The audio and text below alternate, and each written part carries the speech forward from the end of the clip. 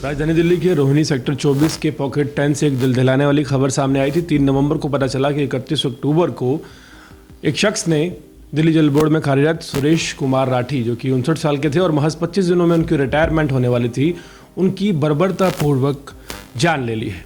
पूरे मामले में सबसे ज़्यादा हैरानी की बात यह थी कि जिस फ्लैट में वो मृत पाए गए उसके बाथरूम को अगर देखा गया तो वो पूरा खून से लबालब नजर आया। मेरी जानकारी के मुताबिक पहले आरोपी ने उन्हें बुरी तरह मारा, फिर उनके गले में पेचकस मारा और फिर चाकू से उनका गला रेत दिया और उसके बाद बाल्टी से जो पानी था उसमें हाथ धोकर वहां से चला गया।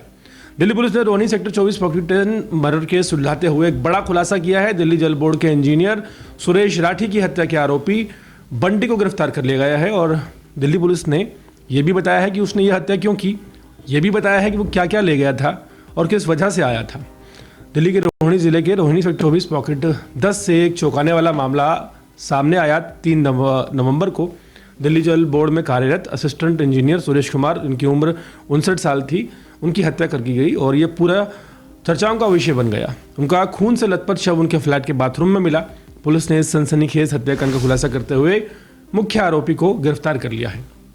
यह मामला उस वक्त सामने आया था जब 3 नवंबर दोपहर करीब 3:30 बजे बेगमपुर थाने में एक कॉल आई और कॉलर ने कहा कि मेरे पापा को मार दिया गया है, उनका मर्डर हो गया है। सूचना मिलते ही पुलिस मौके पर पहुंची। घटनास्थल पर फ्लैट के बाथरूम में एक शव बरामद हुआ और पूरा बाथरूम खून से भरा पड़ा था। पीसीआर कॉल करने वाले ने कहा कि वो अंकुर राठी है, जो कि मृतक का पुत्र है, यानी कि उसका बेटा है, पॉकेट 16 में रहता है, और सुरेश राठी उनके पिता हैं, जो दिल्ली जल बोर्ड में रोहिणी के कार्यरत थे और पिछले 2 दिन से वो लापता थे, घर नहीं आए थे। जब चिंता हुई तो घर वालों ने ये सोचा चलो एक बार जाकर जो उनका फ्लैट है नज़दीक में वहाँ जाकर देखते हैं। अंदर से दरवाज़ा बंद था। घर से जब लड़का अंकुर राठी चाबी लेकर पहुँचा, दरवाज़ा खोलने पर उसने अपने पिता को मृत अवस्था में पाया। मौके पर क्राइम टीम और एफएसएल टीमों को बुलाया गया। जांच में ये पता चला कि मृतक के गले के दाहिनी ओर वार किया गया है। शव को संजय गांधी हॉस्पिटल भेज दिया गया, जहां पोस्टमार्टम के बाद पुष्टि हुई कि जो ये वारदात हुई है तेज धारदार हथियार से की गई है। पुलिस ने मामला दर्ज करते हुए जांच शुरू की। एफआईआर दर्ज हुई। भारतीय न्याय संहिता 103(1) के तहत मामला दर्ज हुआ और इसकी जिम्मेदारी रोहिणी जिला पुलिस को सौंपी गई। स्पेशल स्टाफ ने तफ्तीश शुरू की। कई टीमों का गठन किया गया, जिन्होंने सीसीटीवी फुटेज, तकनीकी सर्वेलेंस और स्थानीय पूछताछ के जरिए बहुत बारीकी से सुराग जुटाए। जांच के दौरान इस संदिग्ध व्यक्ति पर ध्यान गया जो वारदात के आसपास के इलाकों में देखा गया। टेक्निकल तथ्यों के मदद से जानकारी के आधार पर पुलिस ने संदिग्ध की पहचान बंटी 44 वर्ष, जिसकी उम्र है, अमन विहार का रहने वाला है, के रूप में की और इसके बाद दिल्ली पुलिस ने छापेमारी कर बंटी को गिरफ्तार कर लिया।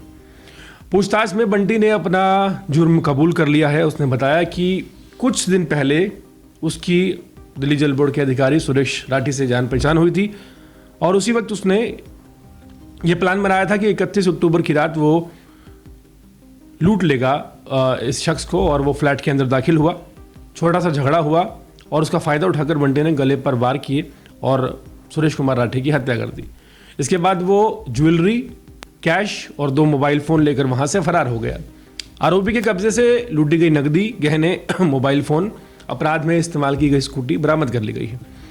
जांच में ये बात भी सामने आई है कि आरोपी बंटी पहले ही 3 गंभीर अपराधों में शामिल रहा है। फिलहाल पुलिस ने आरोपी को न्यायिक हिरासत में भेज दिया है और आगे की जांच जारी है, ताकि इस वारदात के पीछे किसी और का हाथ है या नहीं है, इस बात का पता लगाया जा सके। कि मामला दिखाता है कि कैसे सतर्क पुलिस टीम ने सिर्फ कुछ ही दिनों में, आप कह सकते हैं महज 48 घंटे में, एक बड़ा मर्डर केस सुलझाकर आरोपियों को पकड़ लिया और सुरेश राठी के परिवार को न्याय की दिशा में एक बड़ा आश्वासन दिया, एक बड़ा कदम उठाया।